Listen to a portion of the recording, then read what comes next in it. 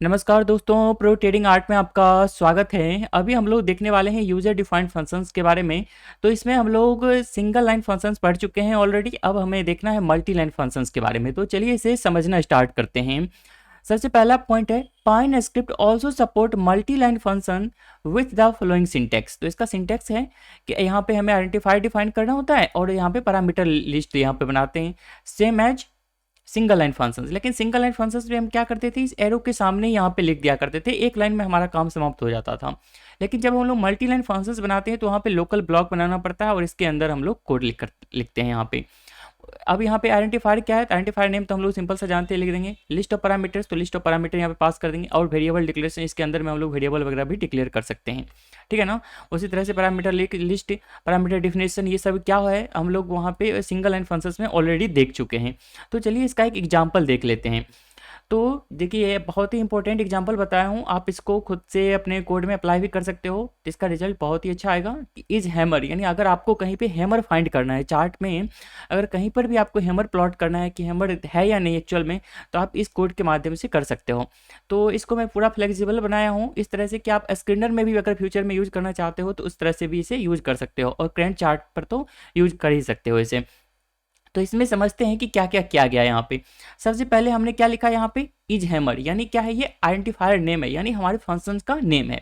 उसके अंदर में क्या है, पैरामीटर लिस्ट। तो यहाँ पे हमने क्या बनाया है, यहाँ से यहाँ तक हमने पैरामीटर लिस्ट बनाया है। अब इस पैरामीटर लिस्ट में हमने क्या किया है, तो यहाँ पे जैसे नाम लिखा हमने वेरिएबल का, जो भी अंदर में इसके अंदर में वेरिएबल होगा, इसको हम लोग वेरिएबल ही बोल सकते हैं या फिर पैरामीटर लिस्ट भी बोलते हैं। जनरली हम लोग आइडेंटिफायर नेम यहाँ पे बोला करते हैं। और इसमें के अंदर में क्या है, डिफ़ॉल्ट वैल्यू हमने लिख दिया, यानी यूजर कोई अगर वैल्यू नहीं पास करता है तो हमारा ये डिफ़ॉल्ट वैल्यू ले लेगा। यहाँ जैसे है ना, यहाँ पे आइडेंटिफायर हो गया एक और उसका डिफ़ॉल्ट वैल्यू हो गया। तो वही चीज़ हमने यहाँ पे क्या, कॉमा लगा करके जितने चाहिए उतना हमने यहाँ पे मेंशन कर दिया।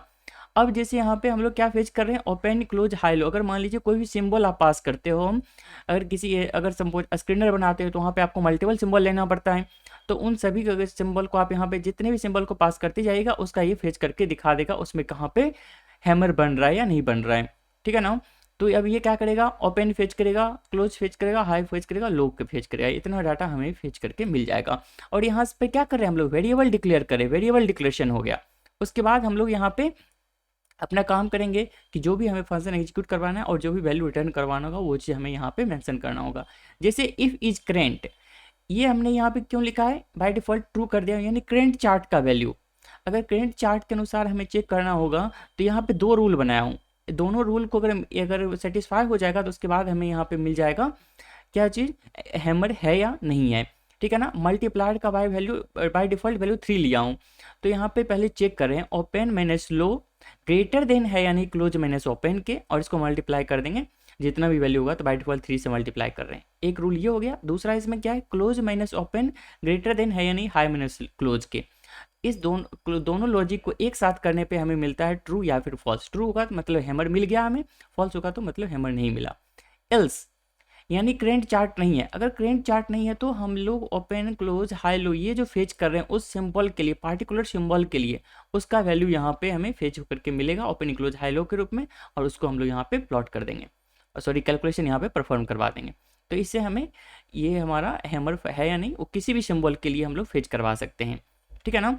तो मान लीजिए अब इसे हमें यूज करना है तो किस तरह से यूज करेंगे, तो सपोज हमें एरो के रूप में दिखाना है उस कैंडल स्टिक के नीचे कि हैमर है या नहीं। तो हम लोग यहाँ पे सिंपल कॉल कर रहे हैं इज हैमर।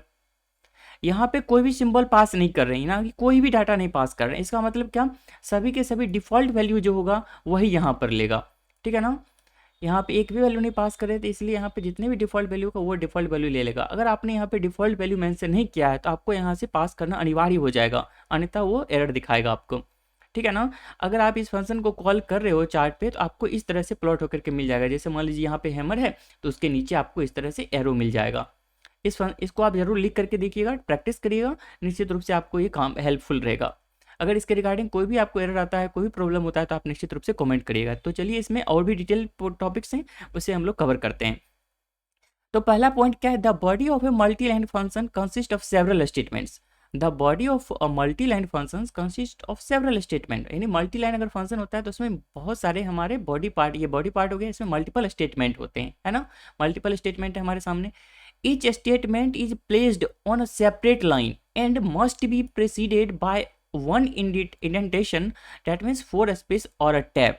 यानी जब हमारा यहाँ पे एरो लगाते हो आप यहाँ पे, उसके बाद जब न्यू लाइन में आते हो तो निश्चित रूप से आपको 4 स्पेस के बराबर स्पेस यहाँ पे होना चाहिए, जगह होना चाहिए, या फिर एक बार टैब प्रेस कर दो आप तो ऑटोमेटिक वो 4 स्पेस लेगा यहाँ से।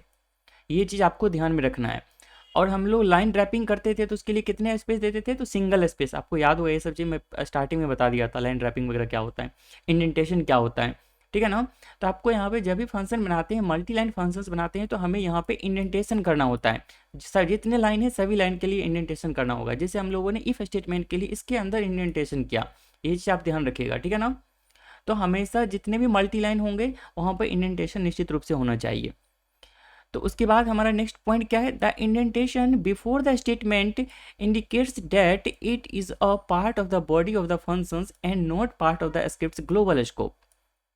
The indentation before the statement, जितने भी स्टेटमेंट उसके पहले जितना भी इंडेंटेशन है वो क्या दिखाता है कि वो इस फंक्शन का पार्ट है, ना कि ग्लोबल स्कोप का है, ठीक है ना। जैसे इज हैमर, ये हमारा ग्लोबल स्कोप का है, यहाँ पे कोई भी इंडेंटेशन नहीं है। अब यहाँ से इंडेंटेशन स्टार्ट हो गया, मतलब ये फंक्शन का बॉडी पार्ट स्टार्ट हो गया, ठीक है ना। After the function's code, the first statement without an indentation indicates that the body of the function has ended। इसका मतलब क्या हुआ, after the function's code the first statement without an indent, यानी जैसे मान लीजिए यहाँ तक हमारा फंक्शन समाप्त हो गया। देखिए यहाँ पे लास्ट में कैसे समाप्त हो गया, तो हम लोग रिटर्न कर रहे हैं वैल्यू, तो इसको किसी वेरिएबल में स्टोर नहीं किया। यहाँ पे ये ट्रू या फॉल्स रिटर्न करेगा, इसको हम लोग यहाँ पे स्टोर नहीं कर रहे हैं, मतलब इस फंक्शन के माध्यम से हम लोग रिटर्न कर देने वैल्यू, ठीक है ना।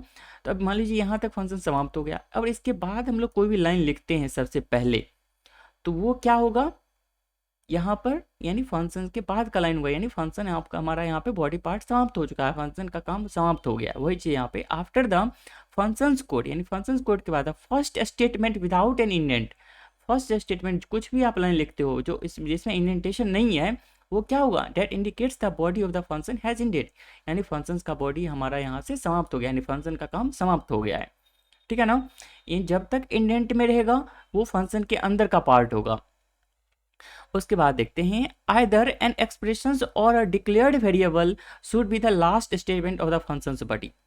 आइदर एन एक्सप्रेशन और अ डिक्लेयर्ड वेरिएबल, या तो यहाँ पे एक्सप्रेशन होगा, जैसे ये सभी क्या है एक्सप्रेशन है, या फिर डिक्लेयर्ड वेरिएबल, जैसे हमें यहाँ से high open high low close यहाँ से रिटर्न करवाना होगा, तो डायरेक्ट हम लोग ओपन हाई क्लोज लो यहाँ पे कोमा लगा करके लिख सकते हैं इस ब्रैकेट के अंदर। जब वो टपल के रूप में रिटर्न करना होगा, सिर्फ ओपन रिटर्न करना होगा तो सिर्फ ओपन हम लोग यहाँ पे लास्ट लाइन में ओपन लिख देंगे, ठीक है ना। वो यहाँ वही है, आइदर एन एक्सप्रेशन और डिक्लेयर्ड वेरिएबल, जो भी वेरिएबल हम लोग डिक्लेयर किए हैं वो लास्ट में लिख देते हैं, तो वो हमारा रिटर्न वैल्यू माना जाता है वहाँ पे। Be the last statement of the functions body, हमारे साथ फंक्शंस के बॉडी में जो लास्ट में होगा वही होगा। जैसे इस इफ स्टेटमेंट के अंदर आता है तो ये हमारा लास्ट लाइन होगा, इल्स के अंदर आता है तो ये हमारा लास्ट लाइन होगा, तो लास्ट लाइन जो होगा वही हमारा रिटर्न वैल्यू यहाँ पे मिल जाएगा। The function the result of this expression और variable will be the result of the functions call, यही है ना, the result of this expression और variable will be the result of the functions call. यानी जैसे हमने प्लॉट शेप में वहाँ पे इज हैमर को कॉल किया था, है ना, कर्ली ब्रेसेस लगा करके जब कॉल करते हैं तो वहाँ पे लास्ट लाइन का जो वैल्यू होगा ना हमेशा वो वैल्यू आपको रिटर्न होकर के मिल जाएगा। तो आई होप आपको ये चीज़ समझ में आ गया होगा मल्टी लाइन फंक्शंस क्या है। इसमें आपको किसी भी तरह का डाउट है आप निश्चित रूप से कमेंट करिएगा। तो चैनल को सब्सक्राइब करके रखिए और वीडियो अच्छा लगा है तो आप निश्चित रूप से लाइक कर दीजिए। तो थैंक्स फॉर वॉचिंग।